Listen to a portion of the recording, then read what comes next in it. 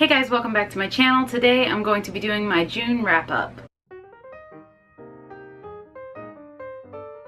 So you may see this outfit in my next video because I found a pretty opportune time to film, so I'm going to take advantage of that.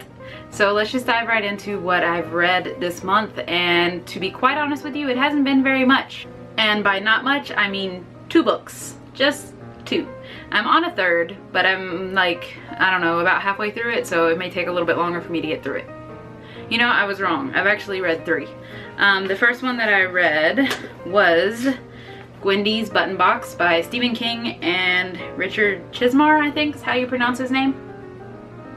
This book is actually really gorgeous. I love the cover and the design of it is really cool. It's a fairly short book. I did end up giving this book 4 out of 5 stars. My complaint with this book is that it wasn't scary enough, and typically, you know, reading Stephen King, I go into it thinking it's going to be terrifying, but this one was not very scary to me. I liked the concept. I thought that the plot was very good. The idea of the book was very solid, and it deals with a girl that in the beginning is young and a little overweight, and she meets this stranger who has a button box that has all these gears and things on top of it that she can push or twist, and each of these things does something. One of them dispenses a chocolate candy that she can take that will like curb her cravings and stuff and make her eat less, so that's one that she uses quite a bit. And then there's like 1 or 2 other buttons. Some of them he says never to press, or something horrible will happen. It's a very interesting concept. I really like that idea, and I think that's why I gave it a 4 out of 5 stars, but as far as scare factor goes, it was a little bit less than what I anticipated. The next book that I read is also a Stephen King type thing. It's based off of a George Romero film, I think, but I could be wrong. That looks like what it's telling me on the cover, but so this is what it looks like. It's basically a graphic novel. I really enjoyed this. I gave it 5 out of 5 stars. I definitely recommend this, especially if you like graphic novels that are a little bit on the creepier side. Granted, these were not like terrifyingly scary or anything like that, but it kind of gave me like a Tales from the Crypt vibe, and I liked it, or kind of like a Goosebumps vibe too. So I enjoyed it, and if you're into that kind of thing, I definitely recommend picking this up. It is small, but very enjoyable. And the last book that I read this month, which is probably my favorite book, I want to say of all time, but that's a really high rank, so I might put it at my favorite book of this year so far, and that is Eliza and Her Monsters by Francesca Zappia. This book has a very beautiful cover as well. I got this from Owlcrate. I can't remember if it was last month's or the month before, but I didn't expect to enjoy it as much as I did. It's a contemporary novel, and I don't typically gravitate towards contemporary novels. They're not something that I enjoy reading as much as other things.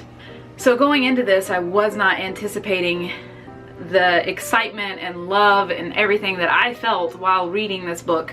It was excellent. I highly recommend it. Obviously, I gave it 5 out of 5 stars.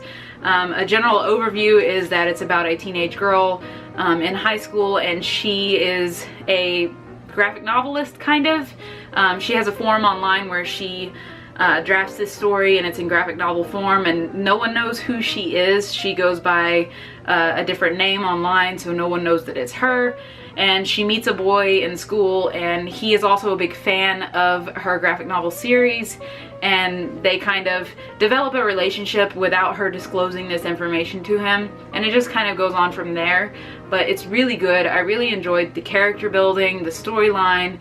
Learning about the story that Eliza created was just amazing. I would love to see that in graphic novel or book format as well. That would be really awesome. I definitely recommend this book. Even if you're not so much into contemporary, I think that this would be something that you would enjoy. It's just so much different from anything I've ever read.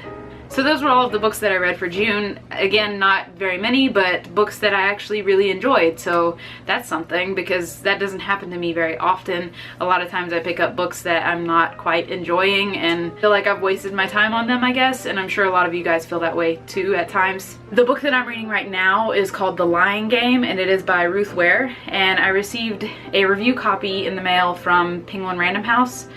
So I will probably have that either in my next wrap up, or I might do a single video just review on that book. It's a bit slow right now, but I'm hoping that it will pick up. I've also started reading It by Stephen King, which most of you know is a very hefty book, but I kind of want to read it before the movie comes out towards the end of this year. I have seen the original movie, but I've never read the book, so I'm really looking forward to finishing that. I'm not far into it at all, but it's just something that I've kind of wanted to start. I doubt that I would finish it like anytime soon. There are some books that I purchased recently, so I will probably film a book haul next, and there's not that many. I hope you guys would be interested in seeing something like that. So that's gonna be it for this video. Let me know if you guys have read any of the books that I mentioned and what your thoughts were on them. Hopefully you enjoyed them as much as I did. But I will see you guys in my next video. Bye!